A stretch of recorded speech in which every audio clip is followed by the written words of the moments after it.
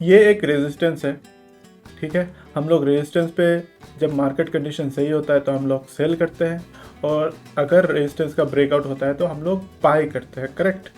तो पकड़ लीजिए यहाँ पे आपने शॉर्ट किया, यहाँ पे आपने सेल किया, या फिर पुट साइड कॉल को बाय किया, तो आपका स्टॉप लॉस कहाँ पे होगा? अगर आप पे बाय करेंगे तो पुट का आप लोग यहाँ पे स्टॉप लॉस रखेंगे, करेक्ट।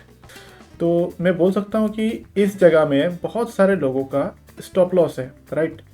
और सेकंड टाइप के ट्रेडर वो होते हैं जो ब्रेकआउट पे बाय भी करते हैं। तो बहुत सारे लोग यहाँ पे बैठे हुए हैं, जब ये ब्रेकआउट देगा, कैंडल ऊपर क्लोज करेगा, तो यहाँ पे बाय भी करेंगे।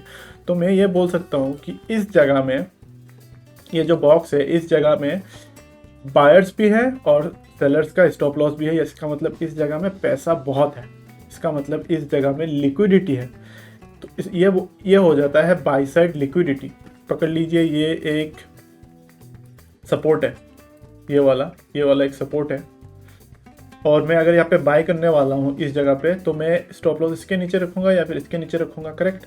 तो मैं बोल सकता हूँ मेरा इस जगह पे मेरा स्टॉप लॉस होगा, इस बायर्स का स्टॉप लॉस होगा। और जो लोग ब्रेकआउट ट्रेडर्स है वो लोग वेट करेंगे कि यहाँ पे एक कैंडल बड़ा सा नीचे क्लोज दे और उसके बाद यहाँ पे वो लोग शॉर्ट करें कैंडल ब्रेक के बाद। इसका मतलब यहाँ पे सेल स्टॉप्स भी है।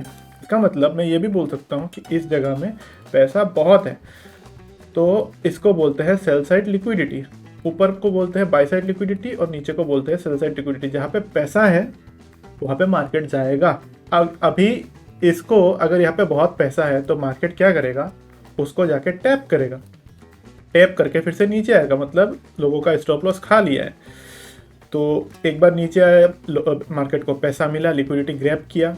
उसके बाद ब्रेकआउट ट्रेडर क्या करते हैं? यहाँ पे जब ब्रेकआउट होता है उनको भी ट्रैप करेगा मार्केट। इनको तो स्टॉप लॉस वालों को तो लिया भी है, उसके बाद नेक्स्ट टाइम उन ब्रेकआउट ट्रेडर्स को भी ट्रैप करके मार्केट नीचे आता है। सेम टू सेम अगर मैं इसको बोलूँ सेल साइड में, तो उसने क्या किया? इसने पहले स्टॉप लॉस वालों को निकाला मार्केट ने, उसके बाद जिन लोगों ने ब्रेकआउट ट्रेडिंग किया था, यहाँ पे क्लोज हुआ था, करेक्ट, तो उनको भी निकाला।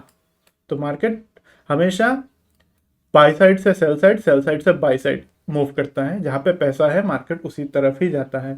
अगर मार्केट में लिक्विडिटी नहीं है तो मार्केट मूव क्यों करेगा? बैठा रहेगा एक ही जगह में। तो ये है बाई साइड और सेल साइड का कॉन्सेप्ट। और सारे कॉन्सेप्ट्स है, एक्सटर्नल लिक्विडिटी, इंटरनल लिक्विडिटी, उसके ऊपर मेरे यूट्यूब चैनल पे वीडियोस हैं, आप देख सकते हैं। Thank you.